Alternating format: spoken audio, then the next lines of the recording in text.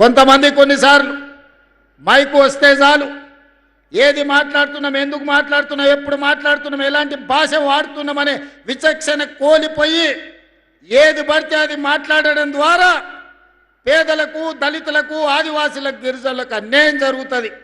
ఇన్నవాడికి మాట్లాడే వాటికి వచ్చే నష్టం ఏం లేదు. కానీ అదే సమస్యల్ని ఒక పద్ధతి ప్రకారం లేవనెత్తితే ఈనాడు మంజూరు చేసిన ప్రాజెక్టులు మా శాసనసభ్యులు ఏం లేరు. ఈరోజు young India integrated residential school కావచ్చు, సాగునీటి ప్రాజెక్టులు కావచ్చు, రోడ్లు కావచ్చు, ఇచ్చిన పనులు కాంగ్రెస్ పార్టీ శాసనసభ్యులు, పార్లమెంట్ సభ్యులు లేరు.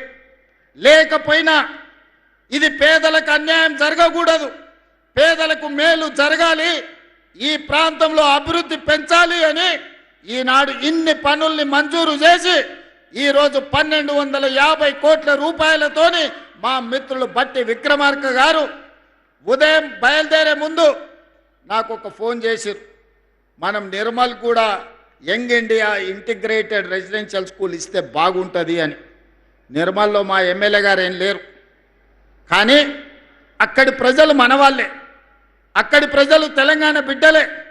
నిర్మల్కు కూడా young India integrated residential school తక్షణమే మంజూరు చేయండి అని బయలుదేరే ముందు 200 కోట్ల రూపాయలతోటి నిర్మల్ శాసనసభ నియోజకవర్గానికి కూడా ఈనాడు స్కూలు ఇచ్చి ఈరోజు ప్రారంభోత్సవ కార్యక్రమాల్లో మనము ఇంక్లూడ్ చేసుకున్నాం.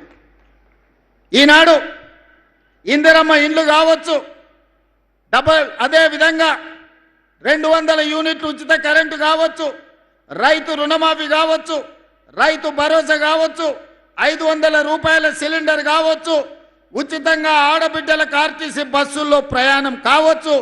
ఇవేవి కూడా కాంగ్రెస్కు ఓటేస్తేనే చేస్తామని అనలేదు. ఇవాళ ఈ రాష్ట్రంలో ఉన్న ప్రతి ఆడబిడ్డ 2 సంవత్సరాల 3 నెలలు దాదాపుగా 28 నెలల్లో 10,000 కోట్ల రూపాయలు ఆడబిడ్డల్ని ఆర్టీసీ బస్సులో ఉచిత ప్రయాణానికి బట్టి విక్రమార్క గారు నిధులు మంజూరు చేసిందంటే దాంట్లో నన్ను అన్నా అని పిలిచే వాళ్ళు ఉండొచ్చు, లేకపోతే ఇతర పార్టీలకు నమ్మకం విశ్వాసం ఉన్న వాళ్ళు కూడా ఉండొచ్చు.